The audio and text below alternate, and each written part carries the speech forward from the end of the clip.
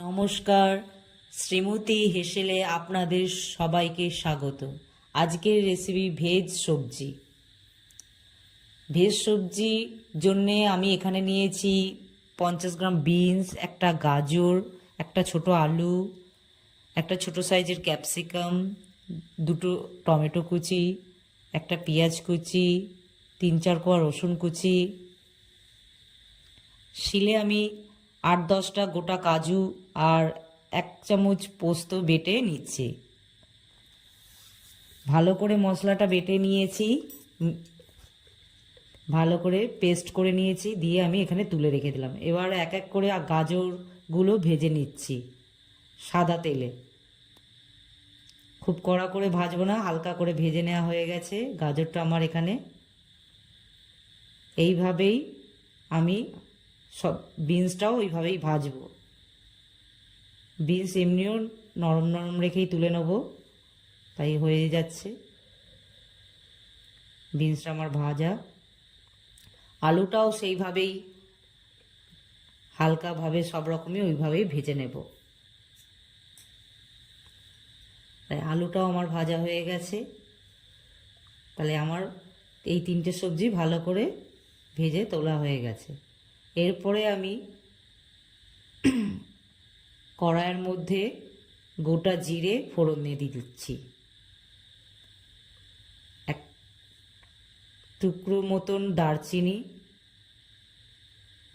দুটো এলাচ, একটা তেজপাতা, ছোট সাইজের একটা শুকনো লঙ্কা ফেটে ফোড়নে সব দিয়ে দিলাম। এরপর আমি 3-4 কোয়া রসুন কুচি, একটা পেঁয়াজ কুচি দিয়ে ভালো করে নেড়ে নেব। কাঁচা ভাবটা চলে গেছে। এরপরে আমি ছোট সাইজের যে ক্যাপসিকামটা কুচি ওর মধ্যে দিয়ে দিলাম, দিয়ে আবার নেড়ে নিলাম সব কিছু। এরপর আমি টমেটো কুচিটাও দিয়ে দিলাম। এবার খুব ভালো করে নাড়ব যতক্ষণ না নরম হয় টমেটোটা। ঢাকা দিয়ে দিলাম মিনিট 3 মতন, দিয়ে আবারও আমি নেড়ে নিচ্ছি। এইভাবে আমি নাড়ার পরে এখানে আদা বাটা দিয়ে দিলাম, দিয়ে ভালো করে নাড়াচাড়া করে নেব। এরপরে জিরে গুঁড়ো 1/2 চামচ, অল্প পরিমাণ মতন হলুদ গুঁড়ো, পরিমাণ মতো একটু ধনে গুঁড়ো আর নুন পরিমাণ মতন দিয়ে আমি সমস্ত উপকরণগুলো একসাথে নেড়ে নিচ্ছি যাতে পুড়ে না যায়, ওই জন্য ভালো করে নাড়াচাড়া করে নিলাম। এরপরে আমি আবারও একটু ঢাকা দিয়ে রেখে দিয়েছি মশলাগুলোকে, দিয়ে পাশে আমি একটু গরম জলও করে নিচ্ছি। আমার মশলাগুলো সমস্ত ভালোভাবে কষানো হয়ে গেছে। যতক্ষণ না তেল ছাড়ে ভালো করে মশলাটা আমি কষিয়ে নিচ্ছি একটু সময় ধরে। এরপরে আমি চিনি দিলাম পরিমাণ মতন, যে যেরকম মিষ্টি খায় সেইভাবে আপনারা চিনিটা দেবেন।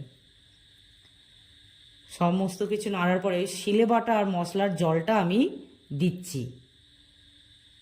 আমি কিন্তু এখানে কাজু বাদাম পোস্তটা দিইনি, ওই ধোয়া জলটা আমি এখানে দিয়েছি, দিয়ে মশলাটা ভালো করে নেড়ে নিচ্ছি। মশলাটা ভালো করে কষানো হয়ে গেছে। এরপরে আমি একে একে সমস্ত ভাজা সবজিগুলো এই মশলার মধ্যে দিয়ে দিলাম,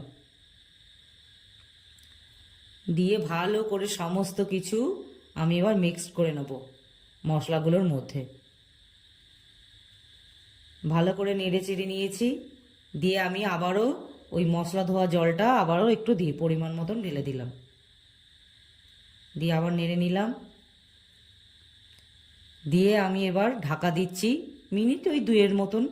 ঢাকা দিয়ে করলে কি সবজিগুলো নরমও হবে আর অল্প এতে ভালো করে তেলটাও ছেড়ে যাবে, অল্প তেলে রান্না করাও যায় ভালো মতন। এরপরে আমি এখানে কাজু আর পোস্ত বাটাটা দিয়ে দিলাম, দিয়ে সমস্ত এ করে আমি খুব মিক্সড করে নিয়েছি, দিয়ে আবারও ঢাকা দিয়ে দিলাম।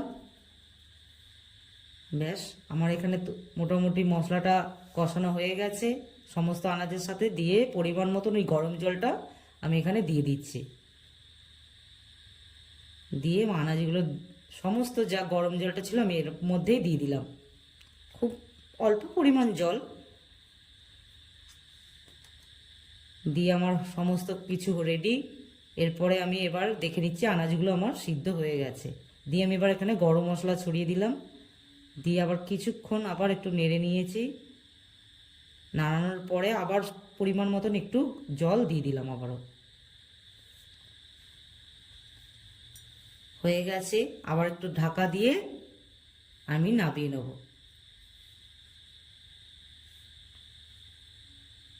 ভেজ সবজি আমার এখানে মোটামুটি তৈরি হয়ে গেছে। আমি এবার এটা পাত্রে ঢেলে নেব। ভিডিওটি ভালো লাগলে অবশ্যই লাইক ও সাবস্ক্রাইব করবেন।